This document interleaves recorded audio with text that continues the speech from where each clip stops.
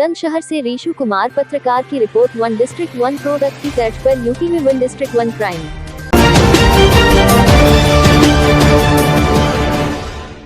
बुलंदशहर जहांगीराबाद कृषि कानूनों के विरोध में महापंचायत को संबोधित करने बुलंदशहर पहुंचे आरएलडी के राष्ट्रीय उपाध्यक्ष जयंत चौधरी ने केंद्र और यूपी सरकार पर जमकर जुबानी तीर चलाए। पीएम मोदी पर निशाना साधते हुए जयंत बोले कि बहुत हुआ दाढ़ी शाल का सिंगार, अब की बार सत्ता से बाहर। इतना ही नहीं, यूपी की कानून व्यवस्था पर सवाल उठाते हुए जयंत ने कहा कि सीएम जिस वन डिस्ट्रिक्ट वन प्रोडक्ट की बात करते हैं उसका तो पता नहीं, मगर हर जनपद में अपराध कितना बड़ा है वो सब देख रहे हैं। मोदी स्टेडियम पर चुटकी लेते हुए जयंत बोले कि स्टेडियम का एक छोर अदानी है और दूसरा अंबानी। वही भाजपा समर्थकों पर तंज कसते हुए जयंत बोले कि कुछ लोगों को बताओ कि ट्रेन का किराया 2 गुना हो गया है तो वो बोलते हैं कि ठीक ही है, ट्रेन में भीड़ कम होगी। पेट्रोल महंगा हो गया तो वो भी अच्छा है क्योंकि लोग साइकिल चलाएंगे और पैदल चलेंगे। गैस महंगी होगी तो लोग कम इस्तेमाल करेंगे। ऐसे लोगों पर चुटकी लेते हुए जयंत बोले कि कुछ लोगों के पास हर बात का एक अलग ही तर्क है और वो तर्क है कि मोदी जी ने किया है तो ठीक ही किया होगा। ऐसे लोगों का कुछ नहीं हो सकता। किसानों में जोश भरते हुए जयंत बोले कि ऐसी कोई लाठी नहीं बनी जो किसानों को लग सके। उन्होंने कहा कि सरकार को कृषि कानून वापस लेने होंगे, नहीं तो हम सरकार को ही सत्ता से बाहर कर देंगे। जयंत ने कहा कि हमारी लड़ाई खेत खलियार की है जबकि उनकी अदानी अंबानी की, और अब खुलकर नजर आता है। जबकि जयंत ने कहा कि मंडी समिति का गठन भी उनके दादा चौधरी चरण सिंह के शासनकाल में ही हुआ था। आपको बता दें कि विपक्षी दल कृषि कानूनों को मुद्दा बनाकर 2022 की जमीन तैयार करने में लगा है, जिसको लेकर आरएलडी नेता भी पश्चिमी यूपी में लगातार महापंचायतों में पहुंचकर किसानों को संबोधित कर रहे हैं। जयंत चौधरी ने विभागवार सरकारी रिक्त पदों की याद दिलाते हुए सरकार से बेरोजगारों से किए गए रोजगार के वादे की भी याद दिलाई।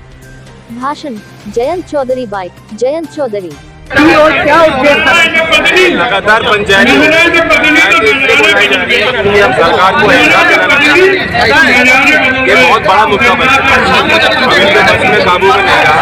हर वर्ग का आदमी किसानों को किसानों के साथ पंचायत लोग खुद ही कर रहे हैं, बुलावा देंगे। लगातार एक सिलसिला जोड़ा है। एक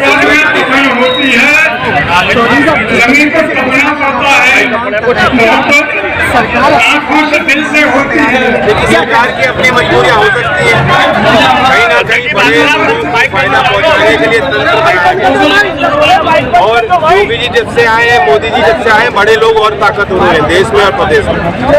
एक गरीब किसान के लिए, छोटा किसान मजदूर के लिए इन बिलों में कुछ नहीं। बुलंदशहर में जो सुरक्षा व्यवस्था चल रही है, क्या कहना चाहेंगे? प्रदेश में बढ़ते अपराध को लेकर क्या कहेंगे? अभी यहाँ बुलंदशहर की सरकार के बच्चे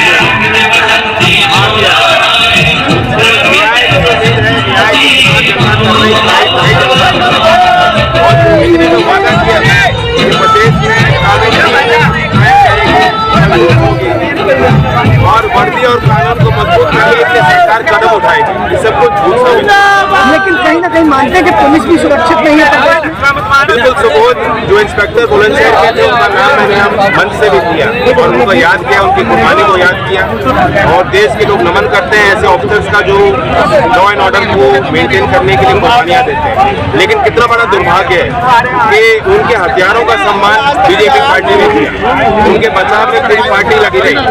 और ऐसा लगता है कि सरकार भी एक पुलिस वाले को न्याय दिलाने के बजाय राजनीतिक फायदा बटोरने के लिए जो दंगाई थे या जो दूसरा पक्ष था उसे सपोर्ट कर रहा है। आज कहीं मंदिर और मस्जिद में सरकार उलझी हुई है विकास का।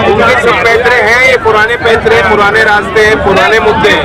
जनता की नजर में भी पुराने। 2022 के चुनाव को लेकर क्या कहेंगे? चुनाव लड़ेगी नहीं, सारी पार्टियां लड़ रही हैं। देखिए, हर जिले की अलग तस्वीर है और ये जिला इकाई तय करेगा किस वार्ड में कहाँ समर्थन किसको, क्योंकि सिंबल का चुनाव नहीं और इसमें धारणा वोटर की भी किसी पार्टी के प्रति नहीं है, तो गाँव के ही चुनाव। जैसे बुलंदशहर में हम बैठे हैं, यहाँ बुलंदशहर की जिला यूनिट तय करेगा। 2022 में क्या किसी को समर्थन भी देंगे? देखिए, किसानों का मुद्दा मजबूत है। लोग चाहते हैं कि इसका कुछ हल निकले। लोग चाहते हैं किसानों में जो मुश्किलें हैं, जो चुनौतियां हैं, वो दूर करें सरकार। योगी जी ने वादा किया था किसान का आयोग बनाया जाएगा, आयोग बनाया, बैठक नहीं ली। 14 दिन में पेमेंट की बात कही थी, पेमेंट नहीं हुआ। यहाँ धान किसानों को खरीदा गया, अब तक पेमेंट नहीं आया। मंडी व्यवस्था में कोई विस्तार नहीं थे, काम नहीं। तो सारी चीजें, बिजली महंगी हो गई, राष्ट्रीय लेवल पे डीजल पेट्रोल गैस सब कुछ महंगा हो रहा है, तो किसानों की समस्या बढ़ रही है। यही बड़े मुद्दे रहेंगे, इन्हीं मुद्दों पे चुनाव लड़ा जाएगा, इन्हीं मुद्दों पे लोग मतदान करेंगे तो निश्चित तौर पे बीजेपी को। जयंती किसान संगठन किसी भी राजनीतिक दल के साथ नहीं है, वो अपनी जनसभाएं अपनी महापंचायतें अलग कर रहे हैं। ऐसे में आप कहाँ देखते हैं अपने आप को? नहीं तो हम तो चाह रहे हैं कि और भी लोग आए, हमारे खुले मंच में दूसरे दल के नेता भी यहाँ मौजूद हैं, समाजवादी पार्टी के नेता हैं, किसान संगठन के लोग भी आए हैं, हमारे मंच से उन्होंने अपनी बात कही।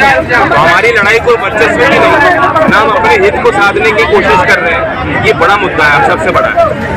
आगे गठबंधन की संभावना है पार्टियों में, आप में? गठबंधन की हमेशा संभावना होती है, बस बीजेपी के लिए मन में ऐसी लकीर हम लोगों ने खींच दी है कि बीजेपी को एंटरटेन करना हम सब के लिए कठिन है। 22 में किसके साथ गठबंधन रहेगा? देखिए, पिछला चुनाव हमने जो बड़ा चुनाव था लोकसभा का, गठबंधन में लड़ा, उससे पिछला चुनाव स्टेट का हमने अकेले लड़ा। तो अभी भी सारी संभावनाएं खुली है। ये जरूर है कि समाजवादी पार्टी के साथ हमने जो हमारा गठबंधन था जिसके तहत हम लड़े थे, उसमें अभी कोई खलल नहीं है, सिर्फ बीएसपी ने उस गठबंधन को छोड़ा। अच्छा, तो क्या